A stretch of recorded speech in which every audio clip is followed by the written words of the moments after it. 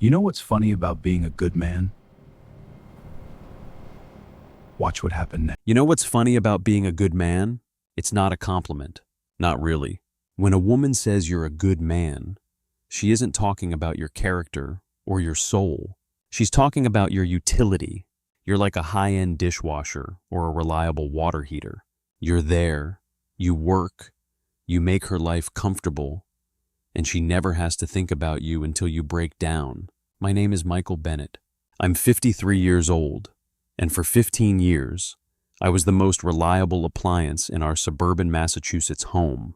I provided the steady income, the weekend barbecues, the holiday cards that made everyone on Facebook sick with envy. I thought we were solid. I thought 15 years of building a life meant we were unshakable. But looking back, I realized I was just wearing a blindfold I'd sewn myself. The first crack in the porcelain happened last April. It was our 15th anniversary. I went all out. I'm talking about reservations at Costello's, the place where we had our very first date. I managed to get the exact same corner table. I even tracked down the specific vintage of wine we'd shared on our honeymoon in Italy. I wanted her to feel the weight of our history. When I raised my glass to toast, I said, "To 15 more years, Olivia." She clinked her glass against mine, but the sound was hollow. 15 years, she whispered. Hard to believe, isn't it? Her eyes weren't on me. They were gazing past me, toward the exit, or maybe toward a life I didn't know existed. There was no warmth in her voice, no nostalgia, just a cold, sharp note of surprise, like she was shocked she'd managed to stay in the same room as me for that long. On the drive home, the silence in the car was heavy enough to choke on. She stared out the window at the passing streetlights. Suddenly, she asked, "Do you ever wonder what would have happened if we'd made different choices? Michael, if we hadn't settled so early?" "What do you mean?" I asked, my heart skipping a beat. "Nothing," she snapped, her tone shifting back to that practiced, polite mask. "Just thinking out loud. I have a headache." When we got home, there was no anniversary celebration. She kissed me lightly on the cheek, a dry, transactional peck, and went straight to bed. I stayed up in the living room, nursing a bourbon, watching the shadows stretch across the wall. I told myself it was just a rough patch. Every marriage has them, right? That's the lie we tell ourselves to keep from screaming. The real blow came a few days later. Our friends Rob and Susan were hosting a dinner party. I was in the kitchen helping Rob prep the martinis when I heard Susan and Olivia talking on the patio. "So, how are things really going with you two?" Susan asked. I held my breath, waiting for Olivia to say we were happy, or at least that she loved me. "Fine," Olivia said. "You know, same old, same old." "Just fine?" Susan pressed. 15 years is a long time. There was a pause, a long, agonizing silence. Then, Olivia spoke. "He's a good man, Susan. Always has been. Not I love him. Not he's my best friend. Just he's a good man." I stood there in the kitchen, holding 2 cold glasses, feeling like a fool. She'd described me the same way you'd describe a lawnmower that always starts on the first pull. I walked back out with a smile plastered on my face, playing the part of the happy husband. I didn't say a word. I just watched her through the rest of the night, realizing for the first time that I was sharing a bed with a woman who had already checked out of the hotel. By September, the good man was starting to pay attention. I'm a creature of habit, but I'm not blind. It started on a Tuesday night. The Patriots had just lost a frustrating game, and I'd headed upstairs early to brood. Around midnight, I rolled over and realized the bed was empty. I walked downstairs, the hardwood floors cold beneath my feet. The house was pitch black, except for the soft blue glow coming from the back porch. I looked through the glass door. Olivia was pacing, her phone pressed to her ear. She was laughing. Not the polite, restrained chuckle she used with me, but a deep, genuine laugh that lit up her entire face. She looked 20 years younger. She looked alive. I stood in the darkness of the kitchen, invisible, watching my wife give her best self to a digital ghost. I didn't burst through the door. I didn't demand to know who was on the line. I just turned around, walked back upstairs, and climbed into bed. When she finally came up 20 minutes later, I pretended to be fast asleep. The next morning, I watched her across the breakfast nook. "You were up late," I said, my voice casual, almost bored. "Just some work stuff," she replied, her eyes glued to her phone. "At midnight?" She flicked her gaze up to mine for a fraction of a second, a flash of irritation, and something else, maybe guilt, crossed her face. "West Coast client. Michael. Time difference. Caroline from San Francisco needed to go over the Q3 numbers." I knew Caroline. Caroline was a 50-year-old grandmother who valued her sleep more than her job. She wasn't calling anyone at midnight. "Right," I said, "Caroline." That evening, she texted to say she'd be home late for a dinner meeting. When she finally walked through the door at 10:30 p.m., I was waiting in the hallway. The moment she stepped into the light, it hit me. The smell, it wasn't her usual perfume. It was a heavy masculine scent, sandalwood and something expensive, arrogance in a bottle. And her lipstick? It was smudged at the corners of her mouth. "How was dinner?" I asked. "Fine," she said, avoidant as she kicked off her heels. "The Chicago team is finally on board with the new strategy." "Chicago?" I leaned against the wall. "I thought you were meeting the local Boston group tonight." She froze for a heartbeat. Her eyes darted around the room. "Right. Boston. I'm just exhausted. Michael. I'm getting my cities mixed up. I need a shower." I sat on the edge of the bed while the shower ran, the steam billowing out from under the door. I knew the good man finally had proof, but the rational man wasn't ready to burn the house down just yet. The next day, I did something I'm not proud of. I waited until she left for work. Then I opened her laptop. I'd never snooped before. I thought it was beneath me. But betrayal has a way of dragging you down to its level. I checked her browser history. Nothing. Cleaned out. She was careful. But then, a notification popped up in the corner of the screen. An email. An account I didn't recognize. The sender, David Mercer. I felt the blood drain from my face. David Mercer, her college boyfriend. The one who got away.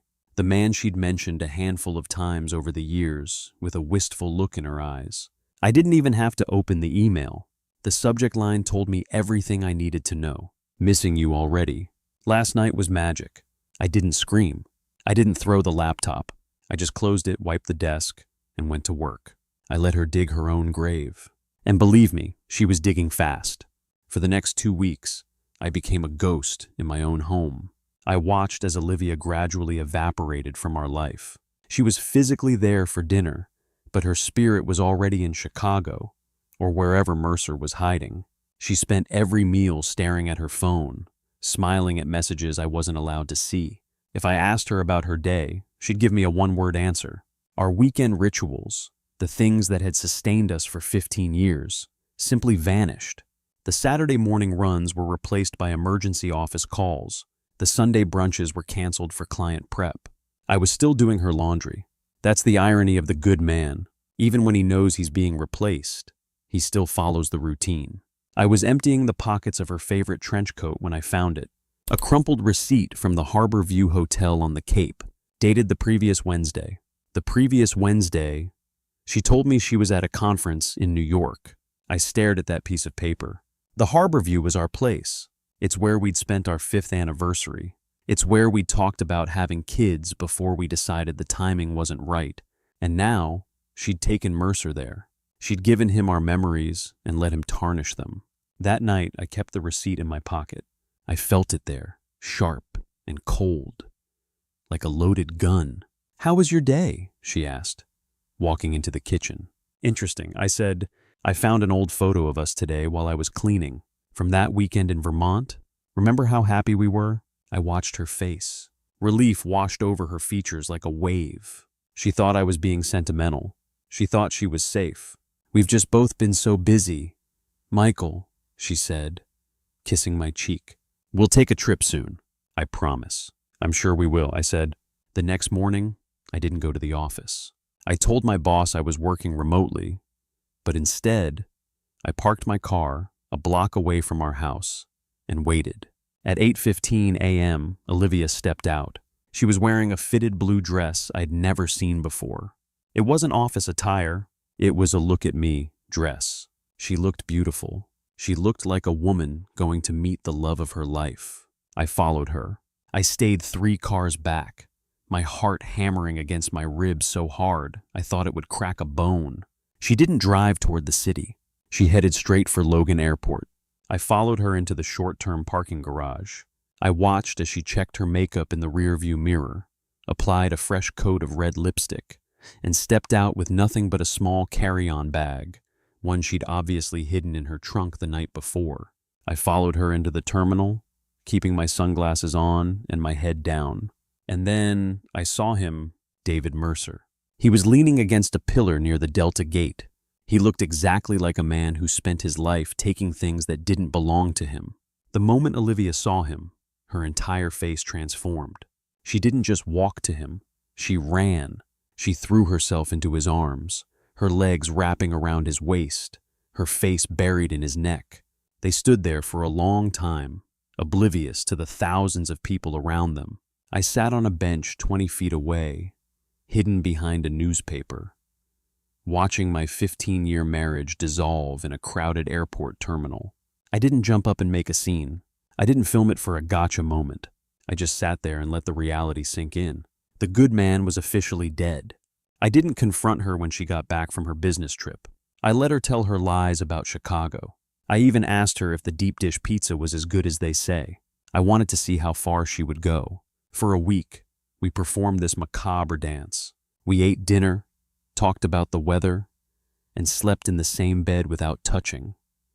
Like 2 actors who had forgotten their lines but refused to leave the stage. Then came Tuesday night. I made a chicken casserole. She barely touched it. She kept refilling her wine glass, her hands shaking slightly. I knew the talk was coming. I could feel the oxygen leaving the room. "Michael," she finally said, setting down her fork. Her voice was trembling. "We need to talk." I took a slow sip of my water. "I'm listening." "I've been doing a lot of thinking lately," she said, twisting her wedding ring, the ring I'd saved up for 3 months to buy. "I feel like I've lost myself. In this house. In being Mrs. Bennett." I've forgotten who Olivia is. I stayed silent. I didn't give her the satisfaction of an interruption. I think, she took a deep breath, I need some space to figure things out, to find myself again. If she'd said this a month ago, I would have begged. I would have offered therapy, trips, a new house, anything to keep her.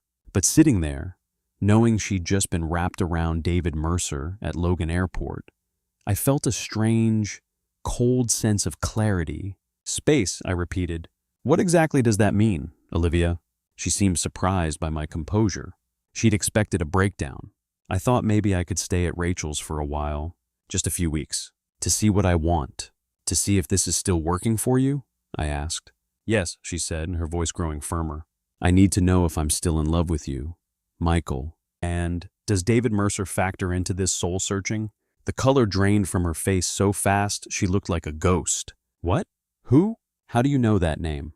"I know about the midnight calls on the porch," I said, my voice as calm as a frozen lake. "I know about the Harborview Hotel, and I definitely know about the blue dress you wore to the airport last Friday. I was there. Olivia, I watched you run into his arms." She opened her mouth to lie, then closed it. The mask finally shattered. "Michael, I don't want to hear it," I said, standing up. "You want space? You've got it. In fact, you have all the space in the world. You can leave tonight." "Tonight?" she gasped. "It's 11 o'clock. The good man is closed for business. Olivia, take your carry-on. Go to Rachel's. Go to Chicago. I don't care. But don't you ever think for 1 second that I'm going to be sitting here like a loyal dog waiting for you to decide if I'm worth it or not." I didn't scream. I didn't shout. I just walked to the front door and opened it. I stood there, a stranger in my own home, watching the woman I'd loved for 15 years scramble to pack a bag. She left in a flurry of tears and excuses. And when the door clicked shut, the silence that followed was the most beautiful thing I'd ever heard. The first thing I did after Olivia left wasn't cry, it was audit. I'm a man of details. You don't climb the corporate ladder by being sloppy. I needed to know the depth of the rot. I went back into her laptop. This time, I wasn't just looking for emails. I checked the phone records on our shared plan. She and Mercer had been talking since February. It started right after her college alumni gala, the one I'd missed because I was closing a major deal. 7 months. She'd been lying to me for over 200 days. Then came the credit card statements. This was the part that turned my stomach. The Harborview hotel stay, charged to our joint account. The dinner meetings, all paid for by me. She'd even bought a $500 necklace from a boutique in Boston that I'd never seen her wear. She was literally subsidizing her affair with my sweat and labor. But the final blow was the work folder on her desktop. It was password protected. But Olivia was predictable. She used our anniversary date. Inside wasn't marketing data. It was a digital shrine to David Mercer. There were dozens of photos. Olivia and David at the beach. Olivia and David at a restaurant in the North End, their foreheads touching. There was one of them kissing in front of the public garden. She looked happier in that grainy cell phone photo than she had in any of our professional family portraits. And then I found the emails about the move. They weren't just finding themselves. They were looking at apartments in Chicago. Mercer's company was moving him there, and she was planning to follow. She wasn't looking for space to save our marriage. She was looking for a graceful exit strategy while using me as a safety net in case Mercer got cold feet. In one email to Mercer, she wrote, "Michael is a good man, but he doesn't see me the way you do. He's just comfortable. I need passion, David.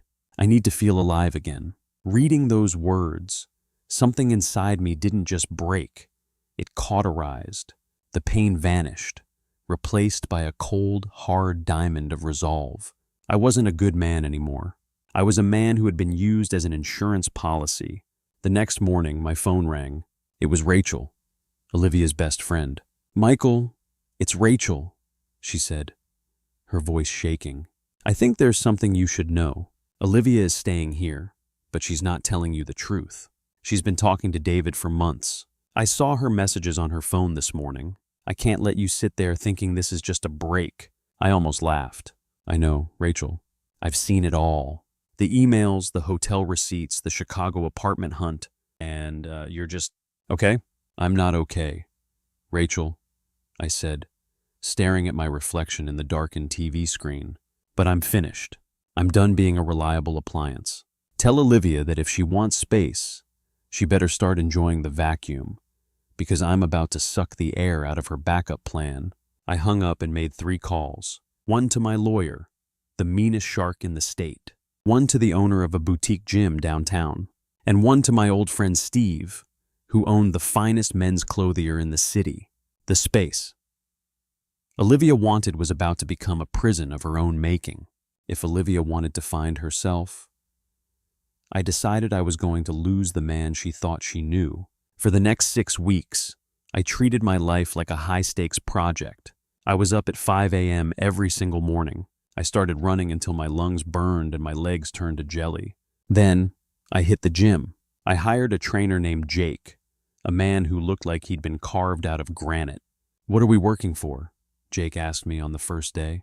"Rebirth," I said. "I want to look like the man she never thought I could be." I channeled every ounce of rage, every bit of betrayal, into those weights. 15 years of comfort had added 20 pounds to my midsection and a slump to my shoulders. I watched those pounds melt away. I watched my chest broaden and my jawline reappear from beneath the soft tissue of a settled life. Then came the wardrobe. Steve, my tailor, didn't just sell me clothes. He sold me armor, tailored suits that fit like a second skin, casual wear that made me look like the executive I actually was, rather than a tired dad. I stopped eating takeout. I started cooking for myself, real, healthy meals. I stopped waiting for the phone to buzz with her name. In fact, I unfollowed her on everything. I deleted the tracking app. I went dark. My colleagues at the office were the first to notice. "Michael?" Sarah from accounting said one morning as I walked into the conference room. She actually stopped in her tracks. "You look different." "Good difference. Just felt like a change." "Sarah," I said with a small, confident smile. I started going out again. I reconnected with Mark, a buddy from college I'd blown off for years because Olivia didn't really like his wife. We started playing poker on Thursday nights. "Man, what happened to you?" Mark asked, tossing a chip into the pot. "You're like Michael 2.0. You've got this energy. Let's just say I stopped being an appliance and started being a person." I replied. Mark's wife, Amanda, started trying to set me up immediately. "There's this architect, Carol. She told me she's brilliant, she's funny, and she just went through a divorce herself. You two would hit it off." I wasn't looking for a relationship, but I said yes to dinner. We met at Carbone's. Carol was stunning, not in the performative way Olivia was, but in a real, grounded way. She was direct. She didn't play games. "So," she said, leaning over her wine glass, "Mark says your wife needed space." I laughed. "Space. The final frontier of the coward." Carol nodded. "My ex did the same thing. Usually, space is just a code for, I want to try out a new life while keeping the old one on standby." "Exactly," I said, "but the standby power is officially cut."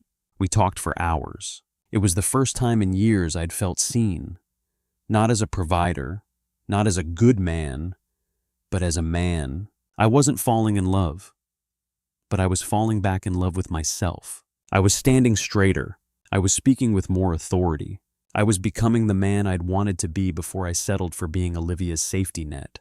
And the funny thing about space, the more of it I had, the more I realized how cramped I'd been for 15 years. 7 weeks after the space speech, the doorbell rang. I'd just finished a 6-mile run and was standing in the kitchen, shirtless, drinking a protein shake. I looked at the security camera. It was Olivia. I didn't rush to the door. I took my time. I put on a light t-shirt, one that showed off the 40 pounds of muscle and weight loss I had achieved, and opened the door. Olivia stood there, looking tired. She was wearing an old sweater and jeans. When the door opened, she started to speak, but her words died in her throat. She stared at me, her eyes traveling from my face down to my chest, then back up. "Michael," she whispered, You look different." "I am different," I said, leaning against the doorframe. I didn't invite her in. What do you need, Olivia?" I forgot some files in the office," she stammered. "I didn't think you'd be home." "The office is exactly as you left it," I said, stepping aside.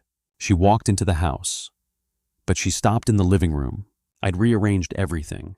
I'd sold the velvet sofa she loved and replaced it with a sleek, leather one. The family photos were gone. The live and laugh, love decor had been tossed in the trash.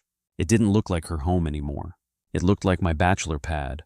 "You changed the house," she said, her voice sounding small. I updated it. I corrected.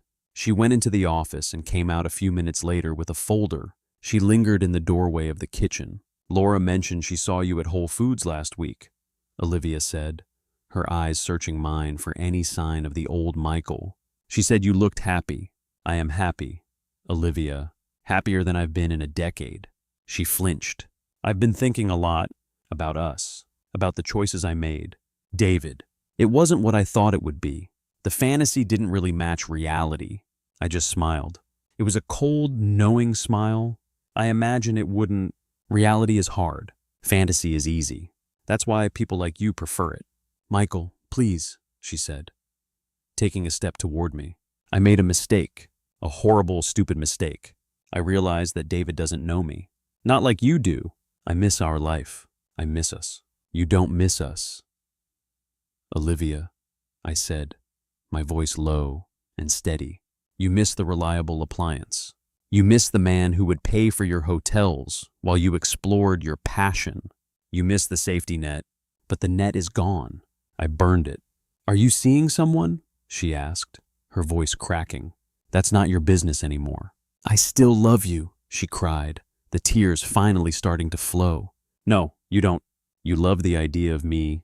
You love having a good man to come back to when the bad boy gets boring. But here's the thing. I'm not that man anymore. I deserve someone who chooses me first, every day. Not someone who needs space to realize I'm not trash.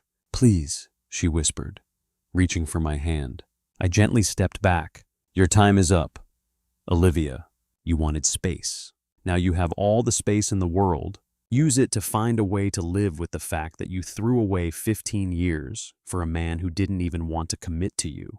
She stared at me, realizing for the first time that the door wasn't just closed, it was bricked over. She left, sobbing, and I didn't even watch her drive away.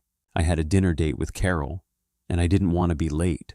The divorce was finalized exactly 1 year to the day after she asked for space. It was a crisp autumn morning. We sat in a sterile courtroom, the air smelling of floor wax and old paper. I signed the documents with a steady hand. Olivia's hand was shaking so much she had to try twice. When we walked out of the courthouse, my lawyer patted me on the back. You did well, Michael. You got your life back. I got more than that, I said. That evening, I didn't go to a bar. I didn't throw a party. I drove to the park where Olivia and I had first met. 20 years ago. It was a quiet spot by a lake, the trees turning brilliant shades of orange and red. I reached into my pocket and pulled out my wedding ring. It felt heavy, a lead weight from a previous life. I looked at it for a moment, remembering the man who had worn it. The good man, the appliance. I threw it. I watched it arc through the air, a tiny glint of gold against the setting sun, before it hit the water with a soft plip. I watched the ripples spread out until the surface was glass smooth again. I have a new life now. A downtown condo with a balcony that overlooks the city. A career that's thriving because I'm finally putting my energy into myself instead of a black hole. And Carol, we're taking it slow, but for the first time in my life, I'm with a woman who doesn't need to find herself because she's already there. Olivia moved back to Chicago. I heard through the grapevine that she and Mercer lasted about 2 weeks after I cut her off financially. Turns out, passion is hard to maintain when you have to pay your own rent. Rachel told me Olivia calls her once a month, crying about how she ruined the best thing she ever had. I don't feel joy at her pain. I don't feel anger. I don't feel anything at all. And that is the ultimate revenge. Some people say that losing a 15-year marriage is a tragedy, but I see it differently. Olivia didn't destroy my life when she asked for space. She gave me the room I needed to grow. She gave me the opportunity to stop being a good man and start being a great one. When someone asks you for space, don't beg, don't plead, don't wait by the door. Just turn around and start walking, because the space they take is the exact amount of room you need to build a life they no longer deserve to be a part of. I'm Michael Bennett, and I finally found the man I was meant to be. And trust me, he's a hell of a lot more than just a good man.